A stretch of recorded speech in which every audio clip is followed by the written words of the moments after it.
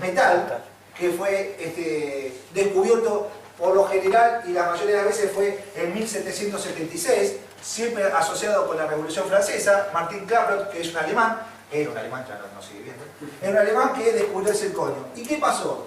Nosotros vemos que se dice circonio, en realidad es óxido de circonio, y es circonia. El circonio es un metal, la circonia es un óxido, por eso lo vemos blanco, ¿sí?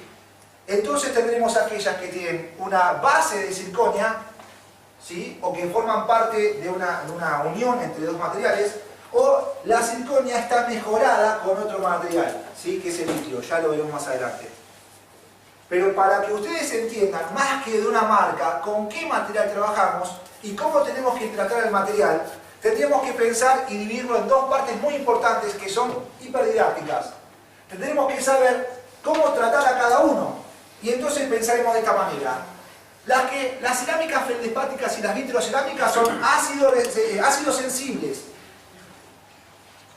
Y por el otro lado, las cerámicas, la base de alúmina y las bases de circonia son ácidos resistentes.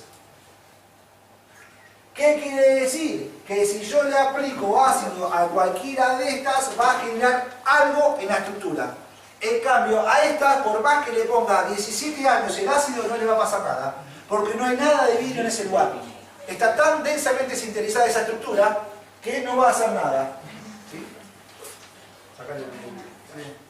¿Comprenden? La otra cosa que es interesante, viene un quemaojos, ¿sí? La otra cosa interesante es cómo relacionamos estas dos. Y tendríamos que pensar en lo siguiente. Nosotros vemos en este caso la resistencia a la fractura de los materiales. Y vean, tenemos la cerámica feldespática, ¿sí? Tenemos aproximadamente 80 a 100 megapascales. Tenemos acá 120, 400, 500, 700 y 1200. O sea que a medida que yo voy avanzando de la vítrea a la de alta resistencia, ¿sí? Se llaman, estas las que están acá, se llaman cerámicas a base de sílica, y estas son las de cerámicas de alta resistencia. Así se las divide más o menos genéricamente.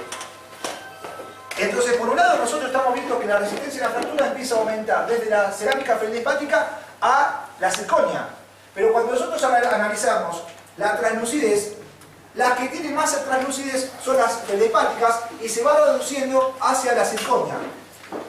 Si yo hago una comparativa entre las dos, van a ver que están casi parecidas, la única media parecida es esta, sí, pero va a tener una translucidez mucho mayor con respecto a la feldespática.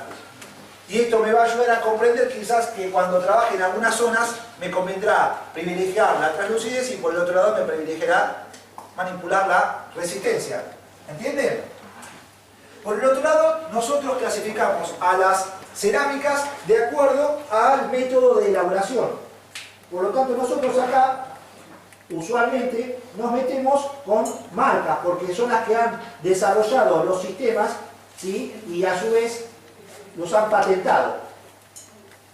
Entonces, nosotros tenemos como técnica de elaboración la cerámica, el sistema de sinterización, la forma de elaborar, que ya veremos que esa técnica de sinterización se le va a adicionar algo para que mejore las propiedades mecánicas. Tendremos inyección y también tenemos maquinado. El maquinado también se va a subdividir en dos cosas, en dos tipos de mecanización diferentes. ¿Sí? Entonces, vamos a la primera. ¿Qué es el sinterizado? Ya se lo dije, el sinterizado es la técnica mediante la cual un polvo se aglutina con un líquido, ¿sí? Una vez que se aglutinó, se formó, se va a moldear, se va a cocinar, y ahí de eso que se moldeó, se cocinó y va a ser rígido. Entonces, nosotros vamos a tener que pensar en un sistema. En este caso, el primer sistema es Ilceram, que está desarrollado por la fábrica Vita, ¿sí? Vita, fábrica de dientes.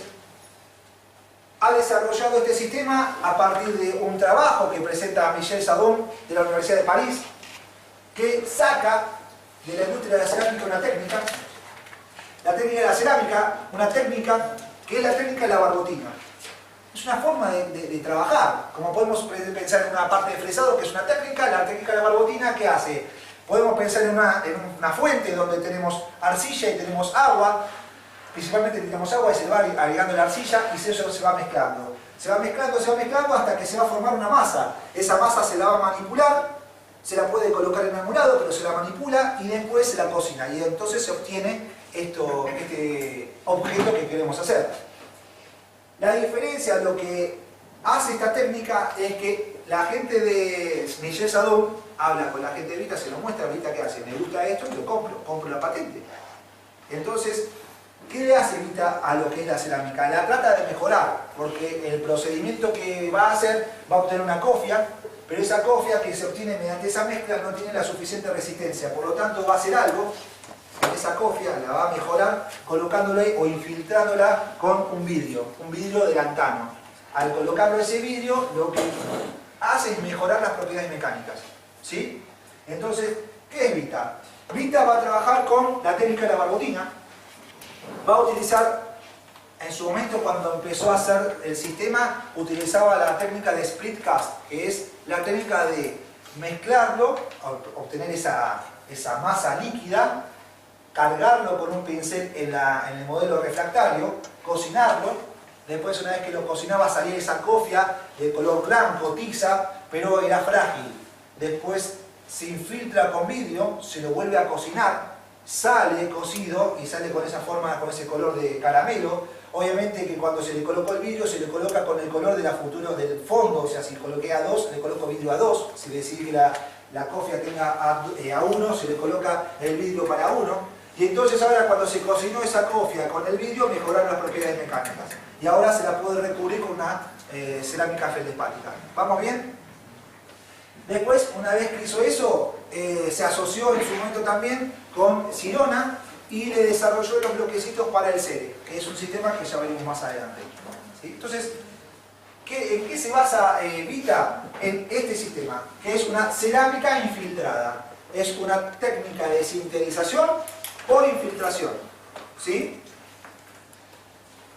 ¿Qué indicaciones o para qué me sirve o qué posibilidades me da Vita para construir sus coronas? Vita lo que está diciendo es, mirá, vos querés hacer restauraciones en toda la boca, comprame a mí que yo te doy todas las posibilidades. Vendrá otra empresa y le dirá, no, comprame a mí que yo también te doy todas las posibilidades.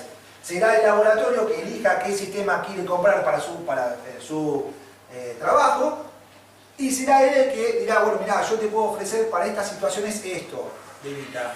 Para estas situaciones esto. Será malo que cuando yo le pida una indicación o un trabajo determinado, dice, mira, Vita no lo puede hacer esto. Y entonces, ¿qué haré yo como odontólogo? Buscaré otro laboratorio con otro sistema, cosa que a las empresas no les gusta que cambie de sistema. Porque no vaya a ser que me guste el otro sistema y ya perdieron un cliente. ¿Se entiende? Entonces, Vita queda la posibilidad de espinel, alúmina y circonia. Son tres tipos diferentes de cerámicas. Por un lado, ¿qué va a hacer? Que si yo trabajo con espinel y voy a lo que es circonia, fíjense que por un lado yo voy a aumentar la resistencia, pero por otro lado voy a perder la translucidez. ¿Se acuerdan el gráfico, las barras? Vean qué interesante. Yo con Incera en espinel tengo 400 megapascales de resistencia, pero tengo alta translucidez. No continúo cortado rápido. Pero con circonia yo tengo alta resistencia, pero pierdo en translucidez.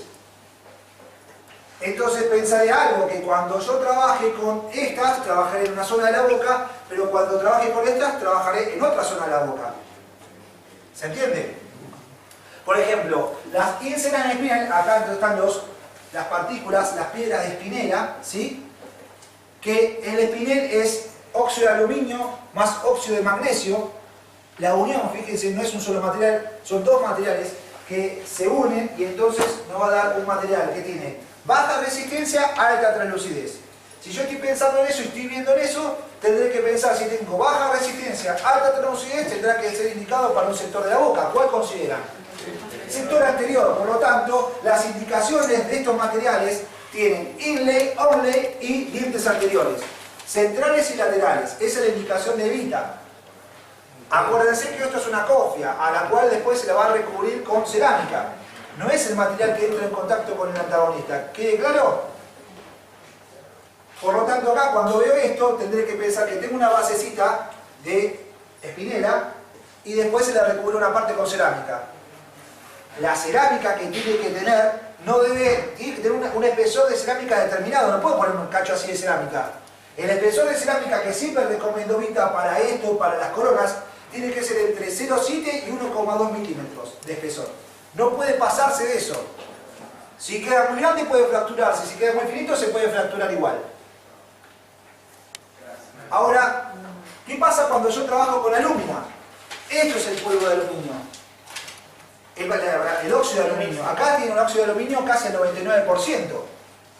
Piensen que este óxido de aluminio se va a mezclar con agua. ¿Se entiende? Se va a condensar en el troquel, que es refractario para poder cocinarlo. Esto va a salir blanquito, se lo va a infiltrar con vidrio. ¿Vidrio de qué? De lantano. Va a mejorar las propiedades mecánicas y después va a esperar a que reciba la corona, el bizcocho, el recubrimiento, no el refuerzo. Muchas veces se le decía a la cerámica feldespática el material de refuerzo o de blindaje, no reblinda nada. Acá lo que hace es recubrir la cofia. Vean que tiene 500 megapascales. Si prestan atención tenemos 400, 500 y la otra era 600. Veremos más adelante que hay materiales que duplican esa resistencia. Como estoy trabajando en el sector con alúmina, la alúmina tiene ya una translucidez media, por lo tanto yo puedo trabajar en coronas anteriores, coronas posteriores y también poder hacer puentes anteriores. Eso es la indicación que se le da para la alúmina. Después tenemos la circonia. La circonia acá de Vita, en este caso con la técnica de split cast, es alúmina, óxido de aluminio 66%, óxido de circonio 33%. Que ustedes vean circonia no quiere decir que es circonio completo, no es óxido de circonio, porque después podemos ver que hay óxido de circonio estabilizado con nitrio. Ahí sí tenemos óxido de circonio en su mayoría. ¿Sí? Lo que ocurre es que a ese óxido de circonio, en el estado que se encontraría convencionalmente, está en el estado monocíclico. Y es un estado inestable para la boca y para trabajar nosotros. Por lo tanto, se lo tiene que estabilizar con un material, el itrio, para que pase a fase tetragonal y ahí sí le va a mantener la resistencia. Va a ser estable en la fase tetragonal.